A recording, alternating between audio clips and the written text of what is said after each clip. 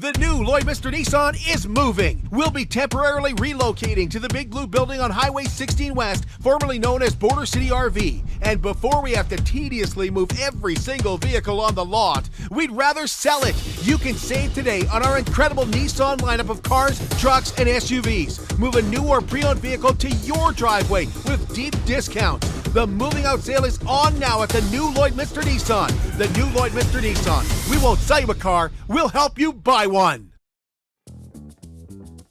Local people. Local news and events.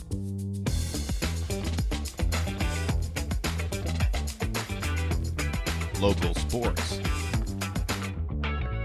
Local matters. For all things Lloydminster area, this is Live with Kurt Price.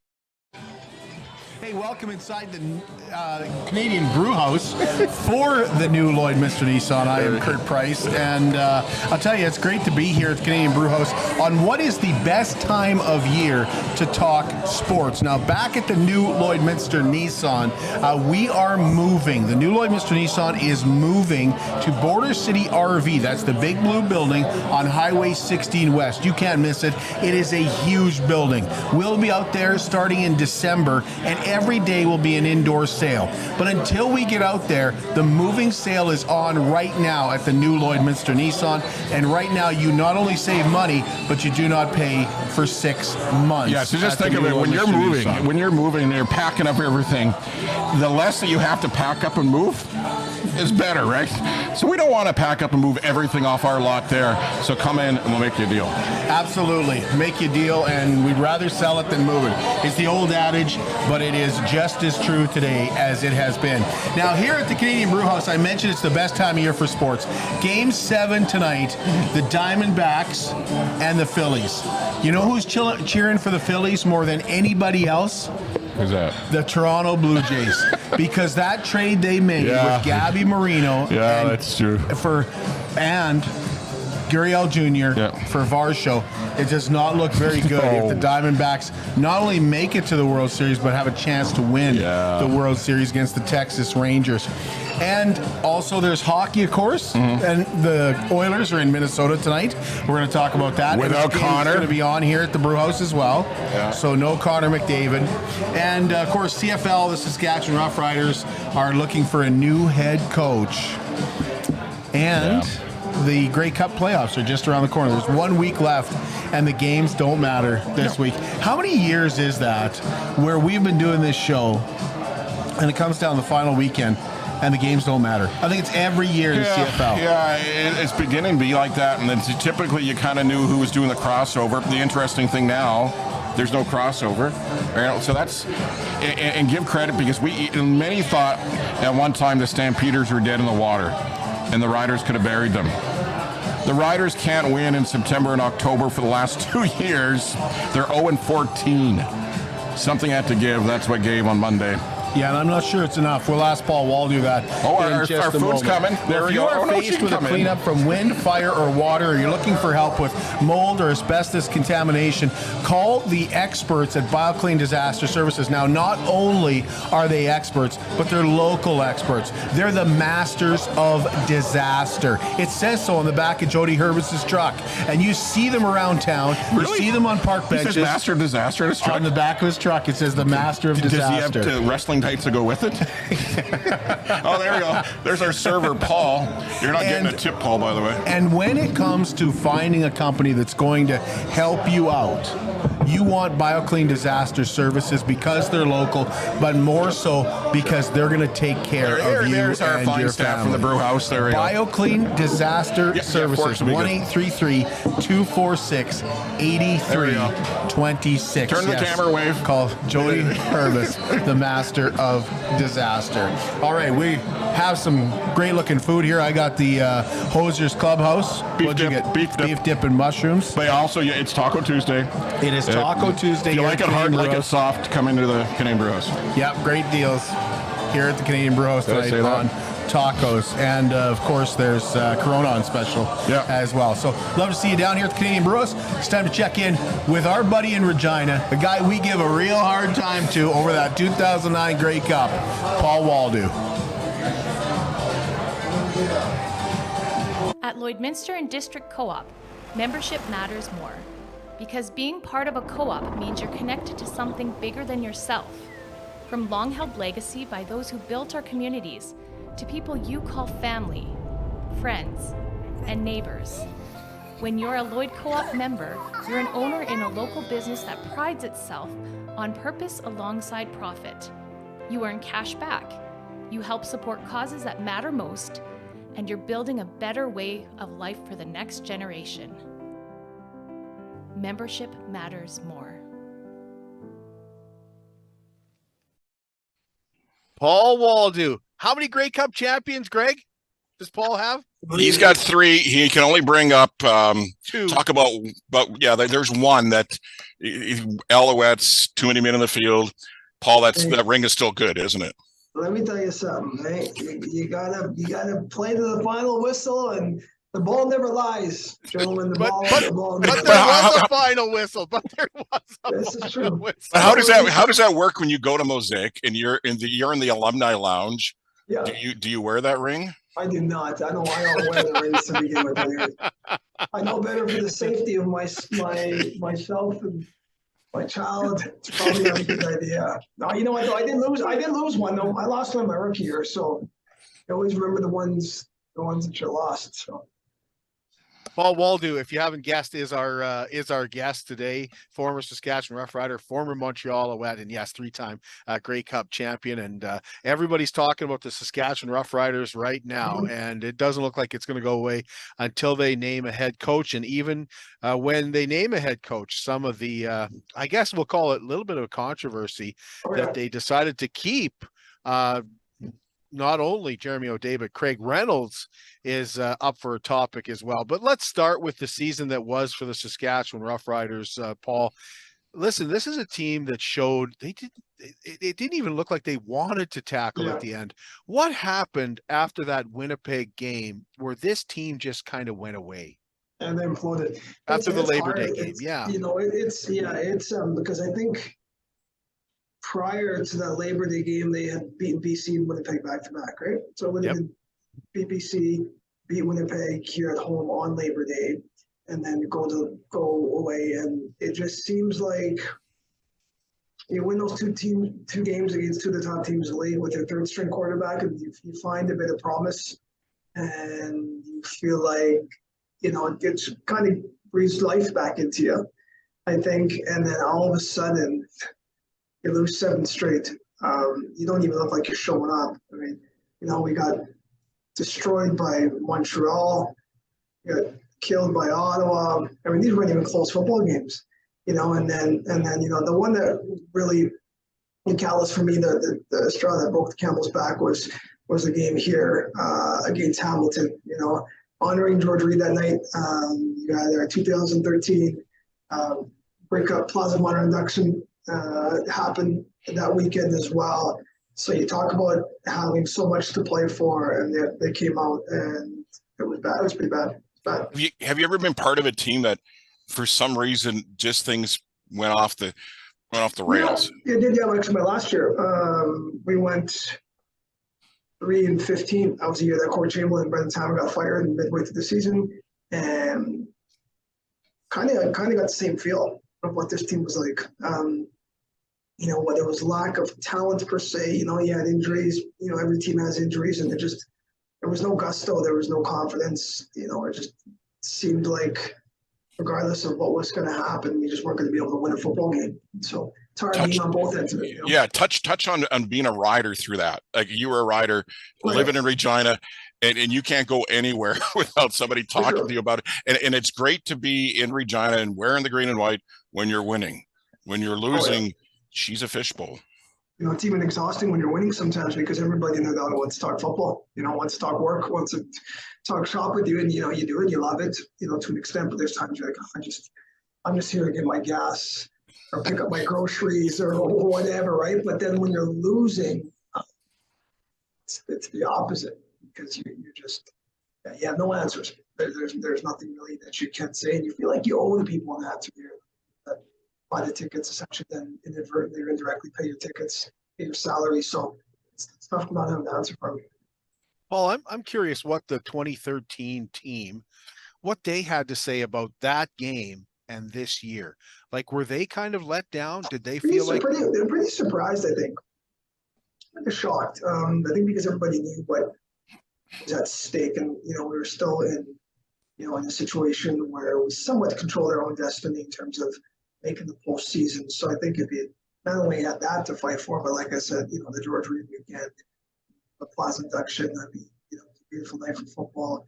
You really just had the stars were aligned for them to go out there and really showcase who they were. And I think unfortunately that's what they did. They showed who they were, and that's who they were for the rest of the year. Okay, now you look at the team, and they're looking for a head coach. Before that, Reynolds and O'Day stay on, which has some people questioning that. Of course, most people. Yeah, but now you have to find a head coach, and that doesn't necessarily fix everything, does it? No, I don't think so, because the head coach isn't the one that decides on what players you're going after in free agency and how the salary cap's going to be structured and where they're going to prioritize their money and so forth. So that makes it a little bit challenging. Now, depending on which head coach you get, if it's somebody who's had head coach experience before and who has won before, then obviously a lot more to say as to what the structure is going to look like in terms of personnel. But if you're going to get somebody who's the first time head coach, then it's going to be a challenge for sure. Paul, did you think the talent was there this year? No, I don't think so. I think not good enough to where they needed to go, because I think this year after last year and the surprises of not cleaning house from top to bottom, the idea was essentially it was a Grey Cup or a bust, right? Because last year you're supposed to host the Grey Cup, essentially, and you don't make it to the playoffs. They should have all been fired. It weren't. And then now you say, okay, well, there's give them another year, give them another shot, and this has got to be it. So you sit there and you can evaluate the team from front to back, from beginning to end. And when you go and beat BC in Winnipeg, you sit there and think to yourself, well, the talent is there, obviously, because they were able to do it. But at the same time, it's not just about talent; it's about being able to do it consistently and what your depth is like once you deal with the injuries. So I don't know. And I don't think the talent was quite there. I think they showed flashes of it, but overall, I don't think so. I think the O-line struggled a little bit as well. Better than last year, but they weren't great there. Defensively, we just couldn't do much towards the end. Do you think if Trevor Harris plays, they make the playoffs? I think the chance is better for sure. I do. I think they win a few more games and he gets in there. But that's irrelevant, that conversation. The reason for is because, how many teams? Hamilton played with a fourth-string quarterback, or fourth guy. At some point in time, they always go back to Schultz, right? Ottawa played with their fourth-string quarterback, legit, the fourth guy on their roster. Edmonton was a quarterback carousel. Where we had BC, Brendan Adams got hurt. They had to. So every team knows, and even as a GM, your job now is you got to get two quarterbacks that can play. You got to get two. That's the reality of it. Felt like, Mason Fine's been around, but he hasn't done anything. And Jake, it's first time he's ever played. So, you spend a lot of money on a guy like Trevor, but, at the end of the day, it's, once again, this was a Grey Cup or a bust type of year for them. So, I think that's kind of the disappointing part. So back to your original question, would we probably make the playoffs? Yeah, but this wasn't a team that just needed to make the playoffs. This was a team that needed to win. They haven't won in 10 years. But how can you go on a 7-game losing streak last year to end the season and another 7-game losing streak this year to end the season? It's wow, and how it can continue on. So whatever was in the dressing room negativity last season definitely carried over to this season. It did, yeah. Nothing changed. I think that's the hardest part. That I think is the biggest eye-opening statistic. Is to essentially go 0-14 on the back end of your season. That tells you. It tells you a lot. It tells you you're fatigued. Whether it's an injury thing physically or just a mental block that you can't get past. You're not finishing, and it's. You look at a team like Hamilton. Hamilton has been the exact opposite the last 3 or 4 years. Honest to goodness, they go 1-5, 1-6. Then all of a sudden they get on the run in the back end, and then they've played in 3 straight Grey Cups. They've done it, with the exception of last year. And this year they did the same thing. They're in the Well, is there a question of how hard? Well, I guess it's preparedness, right? Like Yeah. what we're like. You hear some people say, well, they don't practice very hard. You also hear some like it doesn't look like when they fade late in the game, it doesn't look like their conditioning's good, and they just don't look prepared to make any changes at halftime. Now, did they go bowling last week instead of having a practice to get ready for the biggest game of the year? You know what? I'm not even sure, but that wouldn't surprise me. And I think, you know, to credit when it comes to Dickinson, I mean, at the end of the day, they always say players win your games and coaches lose your games. But I mean, as a professional, Michael Wall said it on his segment this week. Actually, he said, just because you're a professional football player doesn't mean you're a professional. That's true. You know, I had guys I was in the locker room with sitting there thinking to myself, like, if you weren't sitting there, you know, getting high and playing video games all day, not like I'm saying those things are bad, but you know, if you weren't doing that the second you were finished practice till the time practice starts the next day, you'd probably be in the NFL making millions. You know, and so you get to a situation where, like I said, just because somebody signs a pro football contract doesn't mean they treat it like it's their profession. So whether that had something to do with it, you know, I don't know, but I mean, you just kind of got to blame everybody. I think the roster needs an overhaul, and I think they should have ultimately probably. You go back to your playing days now, and you're a rider now, and you don't know who's going to be your head coach next. How do players react to that? And I guess it's different for anybody that's just breaking into the league, kind of not knowing exactly what their future is, and it's a little different for veterans too, right? That's a nerve-wracking situation because you don't know who they're bringing in, and because you know when somebody comes in, they're going to be bringing in their own people. They're going to have their own ideas, and they're going to have players. So that's always been the wrecking situation, I think, for a lot of players, because now you're kind of on pins and needles thinking, when they bring it in, are they going to like me? Are they going to see value in me, and so forth? So, yeah, that's not a fun position to be in either.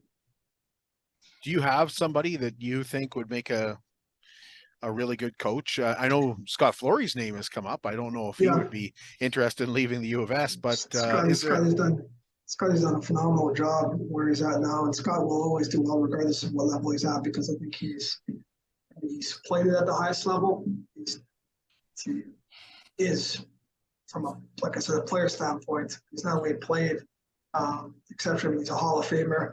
He's been around some of the best coaches that this league has ever seen, and Mark Trisman and Scott Milanovich and those guys. So he would be great. But you know, I don't know. I think overall, when I look at the league from a CFL standpoint and who would be available, I think Scott Milanovich would probably be your best pick. I mean, he's a coach that has got a lot of experience.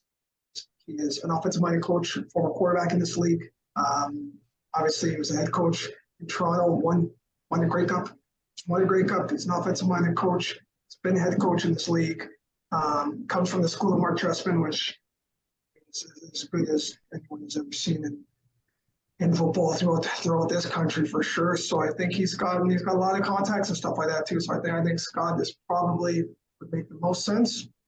If not, a guy like Mark Trestman, who's obviously, you know, in Miami right now. I believe he's teaching law at the University of Miami. So I mean, who knows if he would want to come to Canada and still coach. So that's why I think Scotty would probably be the best bet. Yeah, just before we wrap things up with you, Paul, I do want to ask. You mentioned let me ask this, Buck, just before you ask about the U of S. Last year when they were looking for an offensive coordinator, they had a hard time with guys turning down the job. Do you think this will be the same, or do you think there will be guys lining up to coach the Saskatchewan Roughriders? No, I think the head coaching job is a different situation, because, you know, being a coordinator and then going into a organization that didn't have a lot of stability and a lot of unknowns in terms of what the general manager situation was going to look like and what the head coach's situation was going to look like next year. I think that would have probably deterred a lot of people. But now going into a role as to being a head coach, I think that shouldn't deter anybody. No. Hey, Paul, I mentioned U of S. You're Carson, defensive backs coach there. You make that trip down the highway all the time from Regina to the U of S. Yeah. Playing against the Rams this weekend. Yes. Huskies have lost their last two, but the interesting story, and it's a Lloydminster segment to that is your quarterback. Maybe talk about the Lloydminster connection there at the U of S and how he's doing. Yeah, I mean, he's doing great. Ad's one of those players, I think, where it's been a learning process for him, and it has to be.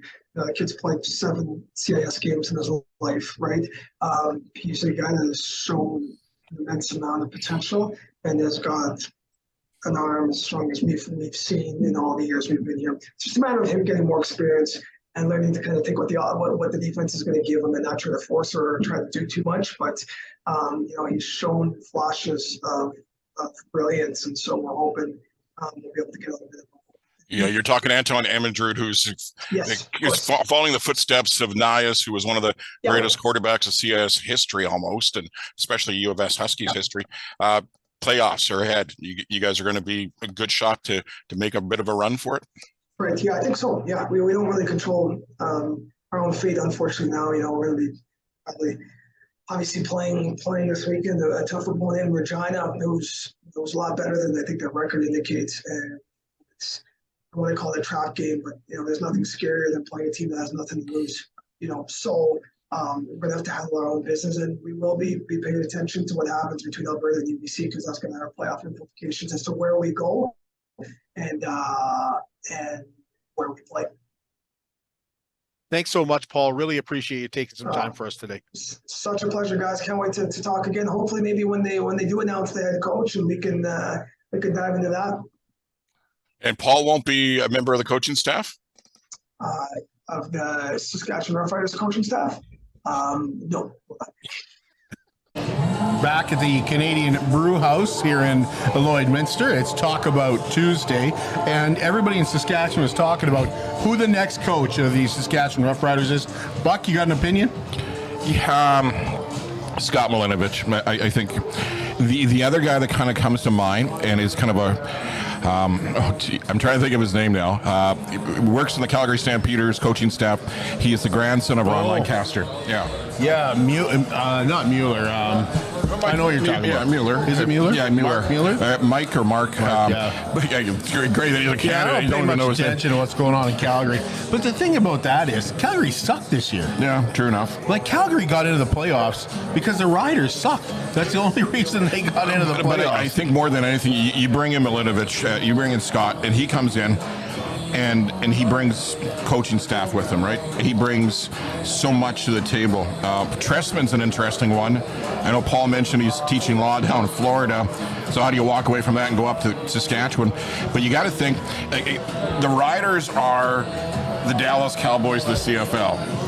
They call Dallas Cowboys America's team, while the Riders are Canada's team, more or less. And you hate to see the CFL without the Riders. And to see the small crowd they had at a game they had to win on the weekend and didn't, and it was horrible to see a crowd that small in Regina. Kind of tells you the fan base is fed up. So coming up, we're going to talk to Claire Hanna about what's happening in Ottawa. It's a huge year for the Ottawa Senators, and Lloydminster's always had kind of a connection to Ottawa, whether it's with Wade Redden or now Claire Hanna. But there's always been a connection there. So Claire's coming up. But up next, we're going to check in with Nigel Dubé. Oh, and by the way, Brady Tkachuk left tonight's game injured.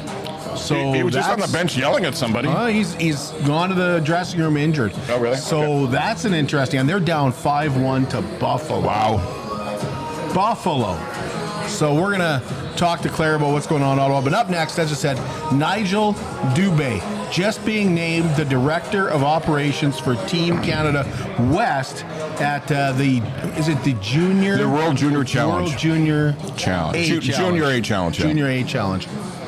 And I caught up with Nigel this morning. You'll hear that conversation when we come back. I'm Brian Zinchuk of PipelineOnline.ca. I used to be a pipeliner, and I've spent the last 15 years reporting on energy in Saskatchewan. PipelineOnline.ca provides comprehensive coverage of light oil, heavy oil, lithium, helium, power production including coal, wind, solar, geothermal, natural gas, and nuclear. There's a lot happening in Saskatchewan's energy sector, and Pipeline Online is there for all of it. No one else comes even close. Want to welcome Nigel Dubé to the show. Nigel has been named the Director of Hockey Operations for Canada West at the Junior. What is it called, Nigel? It's the Junior A Canada. The World Junior A Challenge. Yeah, you bet. Junior A Challenge. How new is this? Like, is this something that's new? No, this has been going on. I think it's the 17th year now. So it actually first kicked off when I was still playing back in the day. So had some teammates go to it and whatnot, and it's been going around now. And something to showcase. You look at the Cale McCarrs when he was back in the AJHL, and he was a star of that, and the different players that have rolled through it. It's been quite the selection of players that have played on the team. So, Director of Team Canada West, does that mean you're the general manager? They just don't have the fancy general manager title. Yeah, comes to those kind of terms for the most part. Going through the process of selecting the staff and then selecting now the players and getting everything prepared for the tournament down in Nova Scotia. Okay, were you surprised when they called and said, "Hey, we want you to do this"? Like, it's quite the honor. Yeah, it's definitely an honor and a privilege to be a part of it. For me, obviously, we made some changes in the organization in the summer, and moving just into the general manager role and not doing both the GM and the head coach role gave me the opportunity to put my name in for it and go through that process and the interview process for it. And then it's one of those things, you go through it and you just kind of see what happens from there. And then to get the call from Hockey Canada at the time and be given the opportunity to do this role was a huge honor, both for myself, my family, our organization, I think to our community. Yeah, definitely. The city has a buzz about it. The people are really, really excited about it. The tournament is in Dartmouth in December. Tell us about the tournament, how it works. Yeah, so it'll be pretty much this year's the first year ever that there's not actually a selection camp for the team. Typically what happens, all the players go into Calgary, do a mini camp there, and then jump on a plane and away you go. And this year, for the first year ever, there won't be a camp. So we're working here to pick the best possible roster. We'll go up to Nova Scotia. It'll be in Truro, Nova Scotia. They hosted it back in 2019. So we'll get in, practice, have a pre-competition game, practice again, and then tournament play starts. So it all happens really quick, but it'll be through December 7th to 17th will be the timeline for it, and should be really exciting. You're out in Winnipeg right now. Is that what you're doing? You're scouting in Winnipeg right now for Team Canada? Yeah, so I'm at the Manitoba Junior Hockey League showcase here in Winnipeg. Day full of games yesterday, today, and then tomorrow too as well. So, it's one of those. It's a role that's put on top of the everyday things with the Bobcats, which always has a lot going on. But it gave me the opportunity to come out here this week. Spent the week at the AJHL showcase. I'll be at the SJ showcase next month, and then throughout the week and the weekends, I've kind of went around to different communities, whether it be in Saskatchewan or Alberta, and watch more junior hockey player and see how many looks we can get at some of these players before the roster has to be selected. Do you have an idea of a roster before you even begin, or are you starting like basically right from scratch, or do you get do you have some sort of list of players? These are the guys I want to check out. Where do you even begin with that? Yeah, so it's unique. And there's 5 2004 born players, so 5 2004, which is 19-year-old players, can play on the team. So a lot of those players, and knowing our league, in the Alberta Junior Hockey League, you see players come up when they're 17, 18, and just always, from a Bobcat standpoint, we've made more trades early here than we've made before. So being active on always kind of following the league and the players. Now it's just more expanding into the other leagues and tracking them, preliminary lists. And we've always, had lists for players, whether we're recruiting them, tracking them, whatever it may be, for our own good. That now those kind of came into effect just as a whole, having the ability to have those lists that we've, compiled over players, looking back at those and and now the other part's just calling coaches in all the leagues. They've been great to deal with, get an understanding of who they see on their rosters that should be in the mix, and looking at them, and then if you need to, digging deeper into it, and trying to understand them as a player, as a person, all those kind of things. And Scott Barney's the head coach with Humboldt here. He's done a great job too as well with his connections and so forth with all the staff on Canada West. But it's just a matter, we meet every week, we go through that, and things will intensify here as we move closer to the tournament. Canada West, how many Canadian teams are there? So there's two. There's a Canada West and Canada East. Canada West is made up of the Alberta Junior, Saskatchewan Junior, Manitoba Junior, and the Superior International Junior. So those are the ones that make it up on the Western side. And then out east, you have your Ontario-based leagues that will compile a team out there too as well. So when you were a junior, now did you play in this tournament? I didn't play in it. No, my teammates, like Joe Colburn, Mike Conley, my coach at the time, they were all in it. Those guys went on to be NHL draft picks, American League players. So there's some really high end players that go to the tournament, and it's got a pretty good history of the players that have been through it. And it's been a few years since Canada West has won the gold medal, but we're looking to change that this year. Was it a goal of yours, Nigel? Did you have a goal? Did you say this is something I'd like to do someday at some point? Well, for me, it's one of those. I never had an opportunity to represent the country as a player, and it's something as a coach or a general manager that you just always want to continue to grow and meet new people, be a part of new things, and get to the highest level that you can with the right timelines. It's also something that I was able to in 2018 just go in and be a guest coach at the camp in Calgary. Rick Swan was the head coach at the time, and it was a great opportunity to see how it all operated back then, and to see how it all happened. So I was able to kind of get my foot in the door that way, and just see how it operates. So for me, it's there's some familiarity with that, not at the actual tournament, but there. And anytime you can have the opportunity to represent your country, it's a huge honor too as well. So just continuing to grow, and I want to expand, and again, getting to chat with all these coaches and general managers across Western Canada all the time. It's a lot of fun for me. I enjoy it. I take a lot of pride in what we do here, in the craft that we do. But another opportunity, we always talk to our players about looking for opportunities and trying to get to the highest level. I think we need to lead by example too in that matter. Well, you mentioned you put that you get a Canada crest, right? Like what's on the line for these players and for you, Nigel? Bragging rights?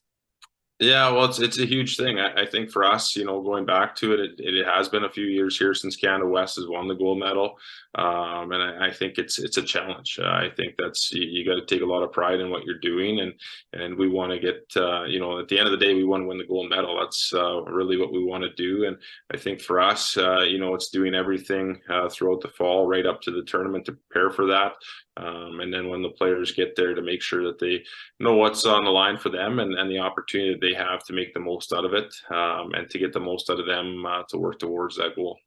You mentioned some of the rules that you got to play with. Does that go for other countries as well? They get so many 20-year-olds, etc. Yeah, so it's raced across. That's a big part that you go back to it. It's been pretty consistent of late. But it's one of those that each team coming in will have that same, this same breakdown for the age brackets, and how you do that. The 2004s, having 5 of them, that's a lock number. But then with the 2005s and 2006s, it opens up a little bit more, to each team and each country of what they want to do. So it's a little bit, some would say it's you look at your roster, and you have to juggle it around a little bit to find the best roles within that roster, and how it is made up. At every level, that's a big part that goes into it, to make sure we have the right players, and we're looking forward to putting that together. When do you have to have the roster set by? Well, the roster go in November, just with preparations, because it will be the first week of December there that we take off. So, we'll work here once the MJ showcase is over, and then the SJ ones at the start of November. But we'll continue to work. We had a long list of players that gets shorter each week, and just a matter of working through that and putting what's best forward. And then at the same time, we're going through with the Bobcats right now. We have 7 players that are out injured right now, and you never want that to happen. Anybody you have on the list, but you have to be prepared for those 2 as well. So lots of homework done on players, and just continuing to watch pretty much every day. It's a matter of either watching video on it, watching the schedule, the results, who's doing what, and all that. So it's a lot of fun. You mentioned the Bobcats. What do you think of the season so far, the start that you guys have had? It's been a pretty consistent start. There hasn't been too many losses in a row, and that's always a sign, I think, of a good team who can bounce back from a loss. You had a bad loss in Brooks, but you bounced right back in Drumheller, I think it was. And the 2 losses in Calgary at the showcase, but it's been a resilient team so far, and you mentioned the injuries as well. Yeah, you know what, the group's really come together. I think it'll be great to hear. I thought we didn't perform to our best of our ability at the showcase, and then once we got out of there, I thought we found our groove and learned from that experience on all levels. And it's interesting. I really like our group, and then we go into the weekend, here Friday, Saturday, and we had 11 forwards, and we called up local affiliate Ryland Wheeler, and then we had 5 defensemen and 2 goalies, and then turn around on Saturday, we had 11 forwards, Ryland Wheeler affiliated again, and 1 D-man went out, 1 D-man went in for rotation. So our defensive crew on the weekend was 2 17-year-olds, 2 18-year-olds, and a 19-year-old. So a great opportunity for them. I'm really looking forward to our group getting back to some health here, getting more players involved in the lineup as they come back, and really seeing what we have here. But the group's definitely put their heart and soul into it every night, and it's an exciting group. I think it'll be a really exciting group once we're back to healthy and getting some of these older players back in with some experience. But at the same time, what a great opportunity for our young players to get in there and play a lot of minutes and play in a lot of different situations that maybe they wouldn't be in. So it's a great experience. We saw that last year in February where some of our older guys, the Ben Bygroves and stuff, were injured, and the young guys really need to step up. So I think this is an opportunity for our young players to step up now, and it'll be a great experience for them that'll help us in the long run here. What do you think of the new 1 division? How's that working so far? Yeah, well, I love it. I think it's, from a hockey fan standpoint, I think it's pretty cool when you you click on the standings and there's just 16 teams there, and you can look on Thursday and then click back on Monday, and it's completely different and how things look there. So I think from that, it's just a lot different than what it's been in the past, where you look at the North, you look at the South, and kind of how it's going to play out. And this year, it's one of those where you look at Saturday, that I thought the scores were a lot different than maybe what you would predict, and you move into Monday, and here we are again, move forward into the weekend where it makes for an exciting, it's really close in the middle. I think there's 4 points can take you in about 5 positions. So that's pretty neat for us. We travel a lot in Lloydminster, Kurt, that. Yep. Anywhere you go, you got to travel. So it doesn't change anything as far as our travels go. I know it's added travel for some other teams and whatnot, but I think this year it's been pretty fun for people to be able to click on the 16 team standings and see who's where. Well, Nigel, congratulations on representing Team Canada. This is a fantastic honor, and you mentioned you're hoping that you can win for Canada West, because they haven't won in a while. When's the last time they won? 2000 and I want to say it's back to 2000, like the 18, 19 or 17, 18 in there. Okay. So, well, yeah. Really, really wish you the best of luck. And this new role has, I'm not sure what a GM does during the regular season, so this gives you something to do. Yeah, right. That's it's one of those, Kurt. It's one of those. But no, I appreciate it, and you know what? I appreciate the support. I think it's again, it's a privilege and honor to represent our country, but also take great pride in representing our community, too, as well. And like you do, anywhere you can go and represent Lloydminster, we take a lot of pride in that as a whole. So pretty honored to do that too as well, and looking forward to the challenge.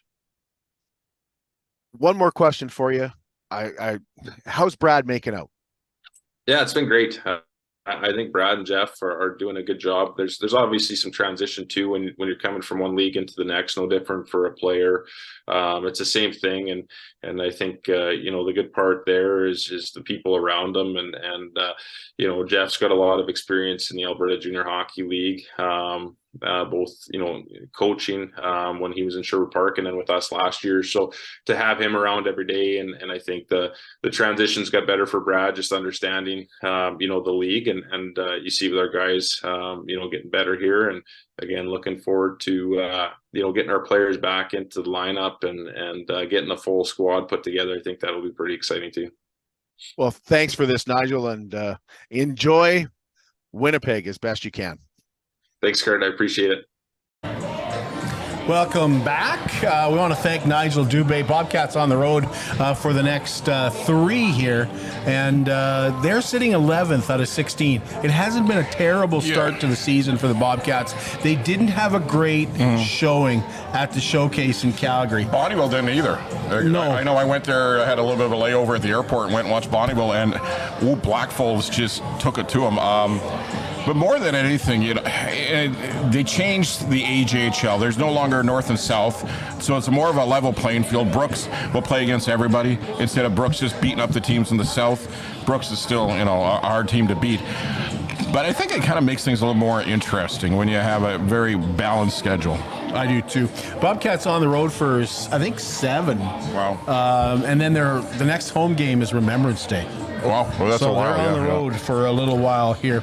I want to tell you about Superior Water. Our friends at Superior Water, they know water, and they're proud to provide you with the purest drinking water possible. I drink it because I like the taste, and I believe that it is superior to anybody else's water. And at just $3 a jug for those big blue jugs, you get a nice, consistent taste. And don't forget, they've got the ice for the Crown Royal at just $2 a bag. They have 2 locations in Lloydminster. You can visit them on 57th Avenue, right beside Sheepskin Loft. And if you need help out with those big blue jugs, you won't even have to ask. They're happy to do that for you. And they also have their coin-operated location right beside 7-Eleven on Highway 17 South. At Superior Water, water is what they do, and they do it well. Well, we were talking about Ottawa losing 5-1 to Buffalo, and we're just checking out Claire Hanna on the screen. She was just talking during the intermission, and Brady Kachuk's back, by the way. But Claire started out here in Lloydminster, got her start here in Lloydminster, then went off to a smaller station in Edmonton. Well, small for Edmonton. For Edmonton. And then just started to climb the ladder. Went to Saskatoon, went to Regina. Ends up covering the Olympics. Yeah, ends up being Christine Sinclair's final interview at the World Cup. Cool or what? Yeah. Yeah, pretty awesome. We're going to catch up with Claire Hanna and take a look at some career highlights from her, plus talk what's going on in Ottawa with Wade Redden's team when we come back here at the Canadian Brewhouse on the Tuesday Night Sports Show. It's more than just taxes at LNA CPA. Assurance, accounting, retirement planning, estate planning, business consulting, financial consulting, farm program support, and bookkeeping. But yes, there is always taxes. The team at LNA CPA is committed to helping you achieve your best results and will be there to assist you every step of the way. LNA CPA, with offices in Provost, Vermilion, and Lloydminster. Well, you will recognize our next guest as she spent some time in Lloydminster. And of course, you see her on TSN all the time as well. She is the TSN Ottawa reporter. Claire Hanna joins us, and we're going to catch up with Claire, and then we're going to ask her some stuff about what is happening in Ottawa and some really interesting stuff. She's going to be, if you're like the West in the CFL more than you like the East, which we do out here, of course, you're going to see a lot of Claire during the playoffs. So Claire, thanks for doing this. Really appreciate it. It's good to see you guys. It's been a while. So I think it'd be fun for people to know, like, I'm sure they see you all the time because people do this in Lloydminster. They look at somebody on TV, they go, hey, they were in Lloyd. That person was in Lloyd for a while. And you're one of those people that they're always going, hey, that's Claire Hanna. Wasn't she was at Newcap? Yeah. What happened to you after you left Lloydminster? Okay, well, my whole life pretty much happened in Lloydminster, so everything after that doesn't really matter. I loved Lloydminster. Okay, but quick summary. There was a lot. So I went to dinner television in Edmonton, which was short-lived. Then I worked quickly on a Hollywood film in Vancouver called The Miracle Season with like Helen Hunt. After that, I got a job in Saskatoon with Global Television. Then I went to CTV Regina, and that's where I got my first foot in the door with TSN, doing the sideline reporting for the Riders games. And then I went to Ottawa to work full-time for TSN. So that's the path. Okay, and in there, you've covered some huge events. I look at the Olympics as there's nothing bigger, but what do you look at that you've covered that just stands out for you? No. Yeah, Kurt, I would agree with you. The Olympics, that was like my goal. I always wanted to do play-by-play at the Olympics for volleyball. So I can't believe it actually happened. And I'm hoping that they invite me back for Paris 2024. But some other big things that I never dreamed of doing, but that were just incredible experiences, were covering Wimbledon. March Madness, I covered that in my first year with TSN. And then this past summer, covering the Women's World Cup in Australia. Yeah, were just phenomenal. I honestly can't even believe I got to cover these things. I'm pinching myself, and I'm hoping that I still get the chance to cover more things. But I will say, covering the AAA Bobcats was pretty high up there too. I don't know if it stacks up with Wimbledon, but hey, you're sitting in the newsroom in Lloyd way back, a number of years ago. Did you ever think you'll be sitting at Wimbledon? You ever think you would be sitting at the Olympics? You ever think that you would be sitting at the World Cup of Soccer? Well, I've thought about it a few times because I remember working in Lloydminster. I was usually the very first in there on the weekends on Saturday and Sundays, and I was usually the last one out. And I really wanted to work hard there because I wanted to get to TSN one day, and I would watch reports from Ryan Rashog frequently because, he was covering the Oilers a lot, and always just wondering if you'd get there. Like, it was a goal, and I think you dreamt of it, but this is such a weird industry because so many things can happen. Some of it's luck. Some of it's just having the jobs open at the right time, because for a long time in Lloydminster, there were no openings to work in Lloydminster. It's just getting your foot in the door. So I do think I've worked really hard, but at the same time, I think there was a little luck along the way too. What was it like when you got the call that, hey, we got a job for you at the Olympics? Okay, well, it was actually, I've told this story a few times, but I figured out who the contact person at CBC was to do the hiring. And I contacted that person. I think I left 17 voice messages over the course of 6 months. And I just kept on them, trying to get them to get in touch with me. Like, they didn't call me back, Greg. I was just on them. I was writing emails. And then I think what the turning point for me was I worked on the sidelines with Chris Cuthbert, who was doing CFL at the time as the play-by-play commentator. He had done a lot of work at the Olympics. And I said, Chris, I need, can you help me out, or can you give this person a call for me? And he also, I had always been calling CBC about doing color commentating, just because I don't want to say I didn't believe in myself as a play-by-play person, but I just hadn't seen a lot of that from women and so he was like, why don't you try to get your foot in the door with play-by-play there? And I thought, okay. And, but I think he was like, hey, I know Claire Hanna. I work with her. He vouched for me, and that was massive. I don't know if I would have ever gotten that gig without him, his praise. So I owe him a lot. Well, you mentioned something really interesting. We're seeing a lot more women play-by-play. And what does that do for your career? Like, there's so many now that have you set newer goals to say, this is what I kind of like to do? Like, you're very involved with the NHL. Is that something you'd like to do someday? I'm not sure about the NHL because I really like my role as a reporter, but I will say I don't think it's different anymore. We've got Kenzie Lalonde, who is also in Ottawa, she's a bureau reporter, but she works in Montreal, mostly covering the Montreal Canadiens, but she does a lot of play-by-play. She started in the Q. Now she does the Women's World Cup for hockey. And then I know Danielle Ponticelli, that's in Saskatchewan. She does a lot of play-by-play. So I don't actually think it's strange anymore because so many women are doing it regularly. That being said, would I like to do it a little bit more? Absolutely. But I worked so hard, you guys, to get this reporter job that right now, I just want to enjoy where I'm at. And if there was a play-by-play opportunity that were to come up, I would take it. And getting my foot in the door with the Olympics, and they actually had me back to do the Winter Olympics. I was covering freestyle aerial skiing, which was great. And that was a sport I'd never covered before. And for me, it taught me the lesson that, okay, you can have an assignment coming up where you don't know a lot about the sport, but research it, find out the athletes, listen to other people cover the sport, and still be great at it. So that was a good lesson. So I'm like, okay, I can do hockey one day, but right now, I just want to cool the jets and embrace where I'm at and just get really good at reporting on this Ottawa market.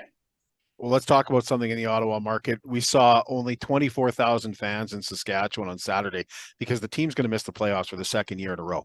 But when we look at the Red Blacks, I believe it's 4 years in a row going on that the Red Blacks have made the playoffs. Is there starting to be a little bit of a concern with that franchise in Ottawa? I think this concern started back in 2021 when that was when they had Nick Arbuckle was supposed to be the guy. Then they brought Matt Nichols in, but then Matt Nichols got injured. And then they were really playing catch up the whole time, trying to get a guy in there. And ever since then, they've never really had a consistent quarterback. Jeremiah Masoli was supposed to be the guy. He's gotten injured both seasons. And, Dustin Crum, he was in there doing okay, but I think when you look at the fact that I believe they have 12 wins total in the last 3 or 4 seasons, like that is really tough. And the organization, I think they need some luck in terms of health because they have, been struggling that way, but they need to figure out a way to put more wins together in a season because this is surprisingly an amazing market for the fans. The fans show up to support the Red Blacks. Maybe not quite like Rider Nation because there's just the stadium's bigger, but they show up when it's raining here. But I think, and I wonder if you're going to ask about Bob Dice. I'll let you steer the conversation. But you think Bob Dice is going to be coming back next year? I do, and I think that it's okay to have him come back because when a coach has only been in the position for 1 year. I know he was in it for a little bit at the end of last year when Paul LaPolice was let go, but he needs to be given a chance to put some wins there. And I know the players really love him. And people say to that, well, if the players love him, it doesn't look like they're playing for him. But I do think that they put a pretty solid effort in, night out. It's about eliminating some of these errors. The turnovers have really killed them. So I think that Berkey and Bob Dice deserve a little bit of a leash, but it's going to start getting shorter here, especially next year. Okay, Claire, you're on the sidelines in the CFL, and you worked in Regina, so you know the atmosphere that it's at Riders games. How does that compare, like out east, when you go to Ottawa, and you've been at a few centers in the east? Is there a huge difference between how the fans look at the game and support the game to compare out east? Okay, you can't compare anything to Saskatchewan because the fans in Saskatchewan, they're so knowledgeable and fanatics of the CFL in general that when an away team comes in, they're dialed in on those players as well. I will say, I think it's still great out here. I remember I've covered a game in Montreal. It was Thanksgiving last year, and I thought the fans were tremendous there. I think the fans in Ottawa are great. I will say Ottawa, the fans come out, but it's a really good area of Ottawa. It's Lansdowne. There's some bars right next door. So it's kind of a crowd that, okay, let's go for drinks after work and then let's go to the game. But at the same time, fans are fans. And I do know there's some diehard Red Blacks fans. And then the only game I've covered in Toronto was actually the East Final last year. And so it's hard to compare because it was an electric stadium even then, and it was a pretty balmy day. But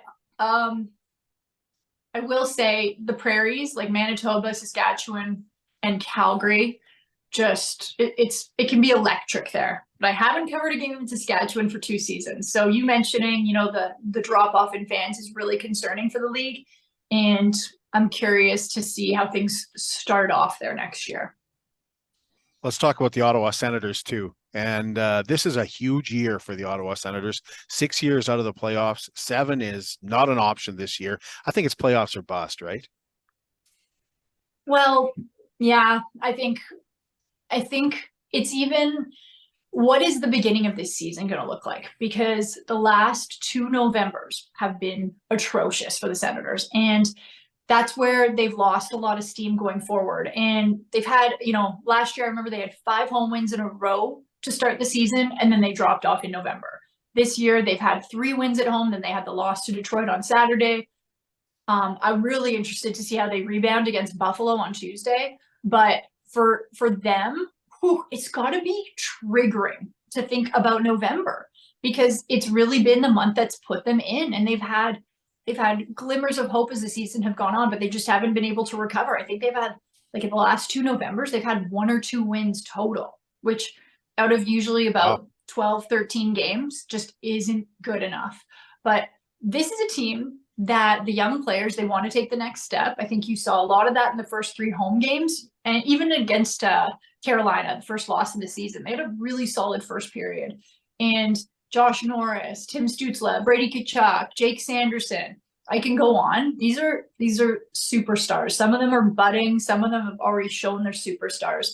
So if they don't make the playoffs, I know there's going to be a lot of disappointment, but then I think fingers are going to be starting to be pointed at maybe management, coaching. Where did they fall short with this group? They fell short on Saturday against Detroit, and Detroit is a team that's in almost the same position as the Senators are. Actually, they should have been in their rebuild a lot longer than the Senators. But that loss, what did that say about the Senators? Is that a game that you look at as a real measuring stick? I'm always careful because I don't think you can just draw a lot on one game, okay? Because sometimes a team comes out flat. This was a game, absolutely, where they're playing their Atlantic Division rivals. They know they're in the same stage of these rebuilds. They're playing a guy who used to play on their team. I was really surprised that they didn't get up a little bit more. Sorry, my dog's itching himself right now. There we go. I got my pup right here. But here's what's disappointing is before the game, and I know head coach DJ Smith said this to his players. He said, okay, we need to have a disciplined effort. Detroit has the #1 power play in the National Hockey League. If we can take 2 or fewer penalties, then we're not going to allow Detroit to get into a rhythm. They take 5 penalties, okay? That was really disappointing. I know maybe some of them are questionable with the refs, but at the same time, 5 penalties when that's been a big message going in, discipline. So that speaks to sometimes the maturity and focus level of a team.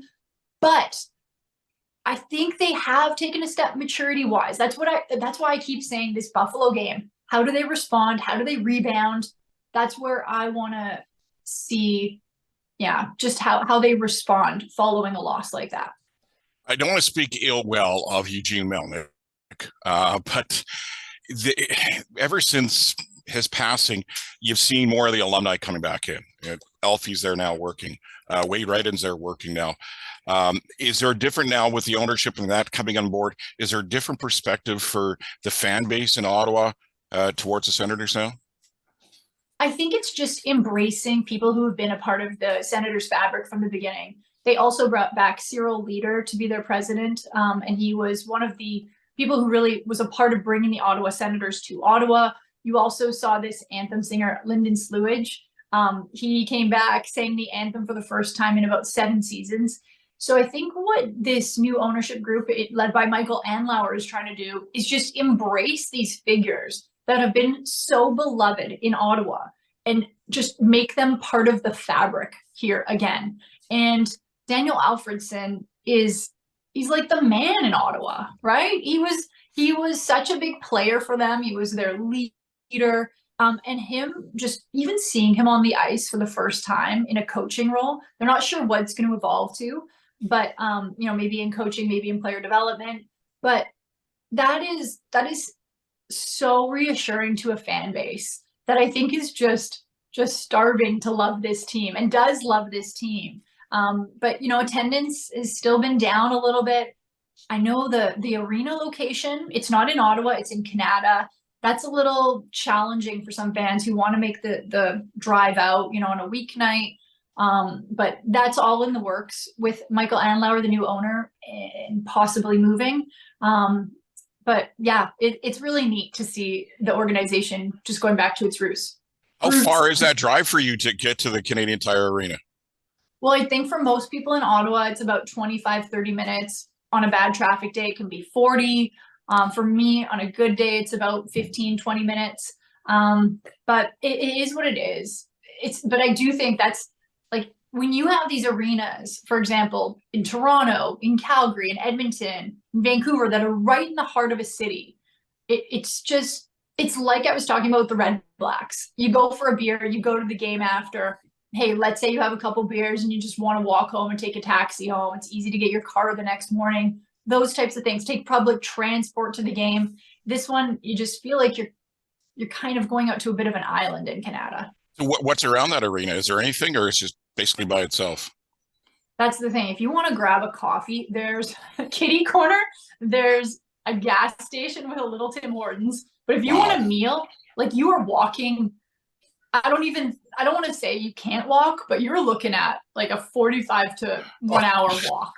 Like there's nothing. It's kind of industrial around there.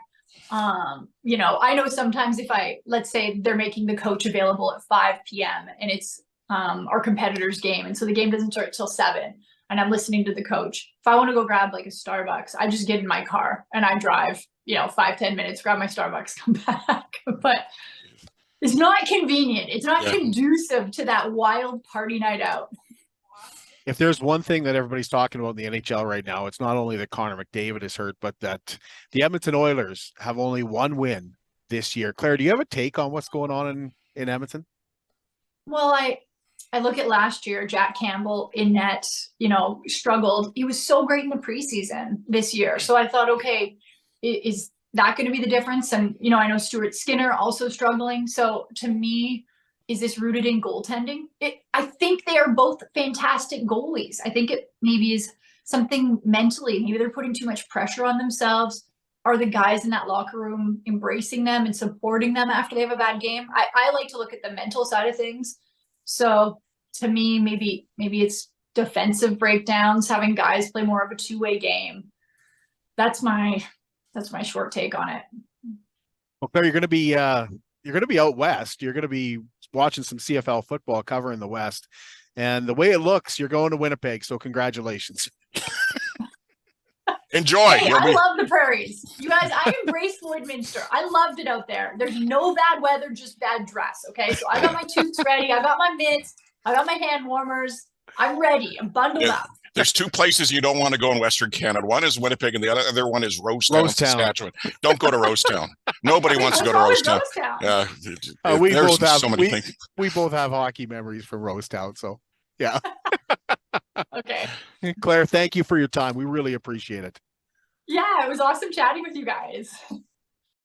It's always good to catch up with some old friends, some broadcasters that spent some time here in Lloydminster. Claire wasn't here for very long. But she was a hard worker, and now she's gone off and done some just incredible things. And I think we're going to be seeing a lot more of her. Yeah, exactly. On whether it's TSN or wherever. Yeah, but I think the she's sky's the going to be limit for her. covering the Western semifinal and the West final. So you get to go to Vancouver. Pack some warm clothes. You're going to Winnipeg. Yeah, who wants to go to Winnipeg?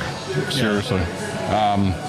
Oilers about to get started here at the Canadian Brewhouse. This is so you going to can be stop interesting, down. We're going to talk to Eric Nelson. It's not like Minnesota has been lighting it up. No. It's not like anybody other than Colorado and Vegas have been lighting it up in the West. But Minnesota's a tough team to play. They play a very tight defensive game. They're physical.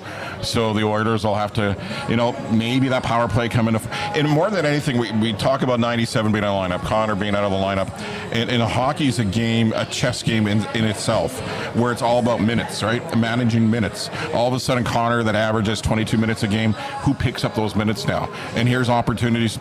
You look at so many guys right now that could step up. Heineman steps up. Corey Cruz, you see Leon Maybe step Dylan up. Holloway steps up. Yeah, and that's what they're talking about. Who went on the ice instead of Connor in overtime? Dylan Holloway. Yeah. Well, we're going to come back and talk to a guy who's in Minnesota tonight, Eric Nelson, and he works for AM 1440 Sports in Minneapolis. And we're going to catch up on baseball, NFL, and yes, the game tonight, the Oilers and the Minnesota Wild, when we come back here at the Canadian Brewhouse. 90 seconds. Jason Arden and Associates Cooperators. We're proud to be a top-rated local insurance company that offers flexible solutions and expert advice for all your insurance and investment needs. We'll work with you to tailor your insurance specific to your needs, and we offer investment advice that always puts you first. At Cooperators, one of our core values is to support the communities we live in. When you support Jason Arden and Associates Cooperators, you are supporting local nonprofits and initiatives. Since 2020, we have donated $60,000 to local nonprofits, youth sponsorships, and various special projects. When was the last time your insurance company did that? How can you help support the oil and gas industry and jobs in Western Canada? The answer is closer than you think. Sell your scrap metals to PWM Steel. PWM sells scrap iron to Evraz, located in Regina. Evraz's #1 customer is the energy sector, building pipes and plates for the oil and gas industry. PWM Steel is your locally owned metal recycler and steel service center in the area. Plus, they're a strong supporter of the community. PWM Steel, your top steel supplier for Alberta and Saskatchewan for 40 years. At Diamond 7 Meats, we work with local farm families to provide a high-quality product and a great selection for you. Try our mouth-watering smokies, pulled pork, roast beef, and more, made pure and natural with no additives or fillers. We offer custom processing, and our experienced team works for you to provide a selection of sausage, burgers, and jerkies made to your specifications. Take your grilling to the next level with a Yoder smoker. Complete the grilling experience with a Canadian-made, award-winning line of House of Q barbecue sauces. We're locally owned and operated, and we look forward to seeing you today. Joined right now by Eric Nelson down in Minneapolis, Minnesota, getting ready for the Wild and the Oilers later on tonight. He is a co-host of 10,000 Takes, kind of a play on 10,000 Lakes in Minnesota. I am 1440. Eric, thanks for joining us again. And I know we'll talk a little NFL, talk a little baseball, but of course up here in the mother country of Alberta, Connor McDavid and the Oilers are in Minnesota -97. He's not in the lineup. What's been the season like for the Wild so far? Yeah, hey guys, great to be on.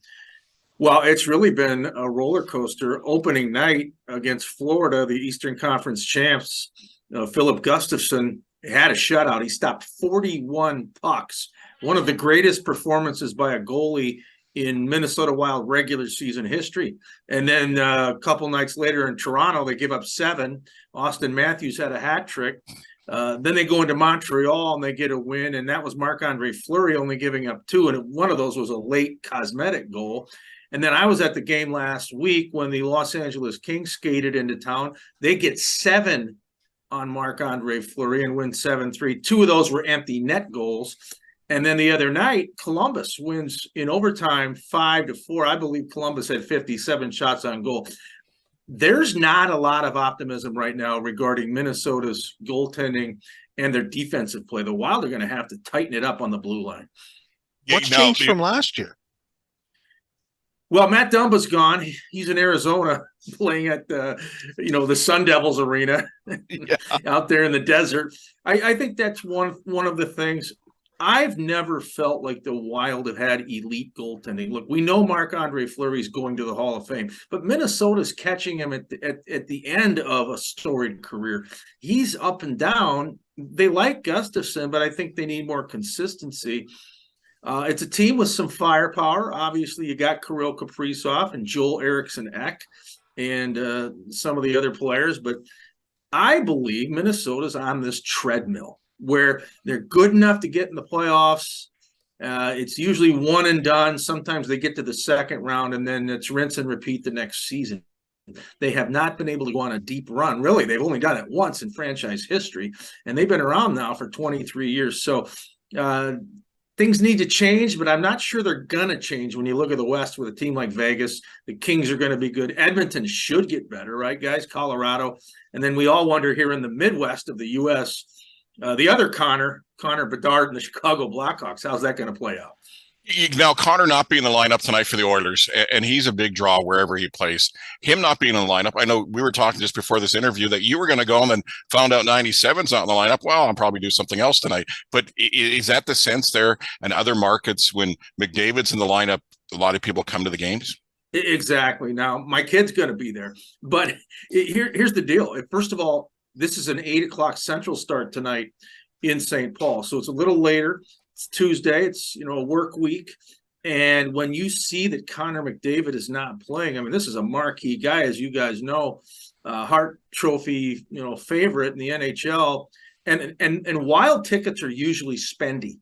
I checked the secondary market earlier today, $23, not including the fees. That's very low for the Minnesota Wild. So I think it's a combination of things. Edmonton's record isn't good. Minnesota's been very average. No Connor McDavid. Late start on a Tuesday night. If you want to get in cheap to the X tonight, this is your chance. You say $23? $23. You can't even buy a beer in Edmonton for $23. Yeah, keep that in mind, Buck. That's about $75 Canadian. Honestly, Eric, you pay $20 for parking. Like it's unbelievable. Talk baseball. Game 7 last night, Texas wins. Game 7 tonight, Arizona and Philly. The Diamondbacks are a pretty crazy story in the playoffs. They really are. I mean, and the Rangers, too, are right there in that same narrative. Arizona started fast, as you guys probably know, and then they dovetailed. The LA Dodgers blew by them. And Arizona got just hot enough at the end of the regular season to punch a playoff ticket. They beat Milwaukee in round 1, and then they're playing the LA Dodgers, a team that I've followed since my days growing up out there in SoCal. And I thought, okay, the Dodgers should have their number. They've dominated the Diamondbacks. Instead, Arizona just blew the Dodgers out of the water. And that first inning they had in game 1, when they knocked Clayton Kershaw out, he only lasted a third of an inning. That was a tone setter. And the D-backs have been very strong ever since. Can they get a Game 7 win tonight in Philadelphia? Who's to say they won't? Eric, when it comes to baseball and the way the playoffs are right now, do you think there's something to be said for that week off? Like, all those teams are gone. Most of them didn't even win a game. Is there something about that week off? And do you think that needs to change? Well, that's a great question, Kurt. I mean, because these powerhouse programs like the Los Angeles Dodgers, like Atlanta, they have these fabulous regular seasons. Think about the Dodgers. In the last 4 seasons where they played the 162 games, so excluding the COVID year, which they happened to win the World Series then, but they've won 100 or more, and then they've been bounced. So what good does that do you in the playoffs? We've seen it with Atlanta. Look at those good teams out of the AL East. All of them went away in round 1, including the Toronto Blue Jays. And I saw that here in Minnesota. No wins. Yeah, exactly. And I don't know what MLB can do, but it doesn't appear that the regular season has as much juice as it used to. But then look at the NHL. Boston had the greatest regular season in hockey history, last year, and they go out in round 1 to Florida. So the playoffs are a different animal. You hear people say that all the time, but it's true. Everything ramps up, everything changes.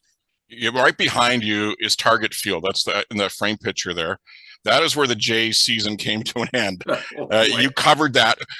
And of course, up in Canada, we thought, they'll go into Minnesota. They'll roll over the Twins. Wow. What happened in that series?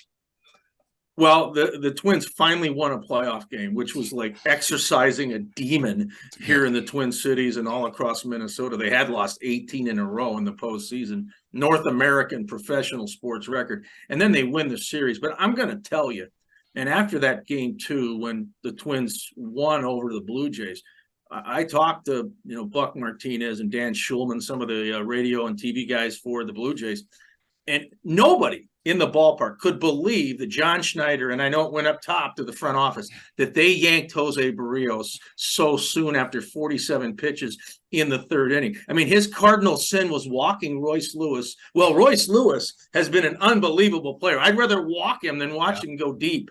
And I still can't believe that the metrics and the algorithms and the analytics, that the Blue Jays stick to that script in the postseason. I think it cost Toronto the game. Wow. NFL now. Vikings won. How about that? And actually, they're now second in the NFC North. Who beat San Francisco. Did anybody see that coming in Minnesota? I don't think a lot of people did. And, Greg, what Minnesota did last night, and I was at the game, they matched the 49ers' physicality. And the Vikings typically aren't looked at as a physical football team. But last night, their O-line handled San Francisco's defensive front. And that includes Nick Bosa, who won the NFL lottery and is making millions upon millions. He could even afford one of those beers up in Edmonton. That's how rich he is. But he didn't touch Kirk Cousins. Yeah. They had no sacks. And then Minnesota won the turnover battle 3-1. Brock Purdy, who I still think he's a good quarterback, but he threw 2 bad passes down the middle in the fourth quarter. Cam Bynum with a couple of picks for the Vikings. And the 49ers are in a bit of a rut. They've lost 2 in a row. Minnesota, though, that's a signature win. Kirk Cousins was outstanding, and the young rookie Jordan Addison as well, the wideout. Will it be a springboard, a trampoline type win? We'll see. I mean, it's a long NFL season. I think it's such a week-to-week league. I'm hesitant to say, well, the Vikings are back. Buffalo Bills. Speaking of week-to-week league, Buffalo is a hard team to figure out. How do they lose to in New England? Like, seriously. And is their window of winning starting to close a little quicker? Well, I think the time is now, for Buffalo. And I would say that for San Francisco, too, even though they do have a young quarterback. I mean, they have all the pieces around him. But, I think Buffalo Bills fans are waiting on Josh Allen to get the Bills to that next level. But all of a sudden, Miami looks like the real deal in the AFC East. You still don't know about the New York Jets. They're hanging around. New England was able to get that win. You know what? In the AFC, it's still Kansas City, right? I mean, they lose their opener to Detroit, and that was a blip on the radar screen. They haven't lost a game since. Andy Reid, Patrick Mahomes, Travis Kelce. We're talking about really a galaxy of stardom. And it's hard to bet against the Chiefs. I mean, I know Baltimore looks very good, but to your point on Buffalo, yeah, the Bills have to figure out how to get it done. And right now they're only a game above 500. Just before we wrap things up with you, Eric, we got to ask you the Taylor Swift thing in KC Chiefs. Like, I know some networks are now. You watch, depending who's doing the game, right? And depending what network's doing the game, they'll have Taylor on all the time. And then others, they actually don't even talk about her. They don't show camera on her. Are you getting sick of it? Yeah, I think it's run its course, but this is where the world of entertainment meets sports and it all just blows up, right? I think, when it was early on, there was that game in Kansas City and she's in the luxury box, and I think CBS had the camera on her most of the game, and then they go to Sunday Night Football at MetLife Stadium, which New Jersey, but only 8 miles from New York City, and that was bonkers because NBC put her on constantly. They knew what they had there. We can bring in some new fans, garner some people who don't normally pay attention to football, and then the following week the Chiefs are here in Minnesota. And of course, Taylor stiffs the Twin Cities, and so I guess we're not that important here. She didn't come to. I didn't catch that. She didn't come to Minnesota. No, that was the big buzz. Even the mayor of Minneapolis, Jacob Fry, was begging her to come to Minneapolis, and she said she gave us the big straight arm, like Walter. You got Mall of America. What else do you need, right? I'm telling you, we got lakes that aren't frozen yet. So, but yeah, it's run its course. But I guess you could say for the NFL, it's getting them even more eyeballs. And well, the NFL is just a cash cow. Hey, who's going to win? You got two predictions for you tonight. Who's going to win in Mini between the Oilers and the Wild, and who's going to win the Game 7? Double whammy. I'm going to go with Edmonton, just based on the fact the Wild goaltending has been so leaky lately. And then I'm going to go with Philadelphia, although I'd like to see Arizona win. There we go. Thank you, Eric, for this. And can either of those teams beat Texas? Because Texas offense looks unbelievable. Yeah, they do. I think so. What's interesting is, let's say, well, no matter what, it's a wild card World Series, right? Yep. All of these teams left are wild card teams. Texas is very good. Their manager, Bruce Bochy, has all that pedigree from his days with the Giants, winning 3 World Series. But Philadelphia was in the World Series last year. Arizona is just the total wild card of wild cards. But right now, I mean, Arizona, they're playing with house money. I think it's up for grabs, and maybe that's good for Major League Baseball. Eric, thanks for coming on. And next time you're up in Edmonton, we'll buy you that $23 beer. I'm going to get up there soon. I've got a friend of mine begging me to go up to Edmonton and see an Oilers game. Don't come in January or February. You think it's cold and mini? You ain't seen anything yet. Oh, by the way, I do want to see the Elks play someday, so maybe I'll stop by. You'll be one of the few people watching them. Thank you, Eric, for this. All right, thanks, guys. See you.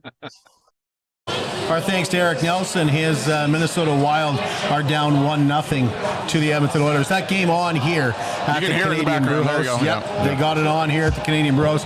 Oilers with a 5-on-3 to start the game, and they made good. So 1-0 for the Oilers on the power play goal. And of course, the other thing that's going on tonight, Game 7, the Diamondbacks and the Phillies, and it's 2-1 for the Phillies with runners on the corner, 2 out. Whoever wins tonight, do they beat Texas, though? Well, the Phillies look darn good when they want to be good, don't they?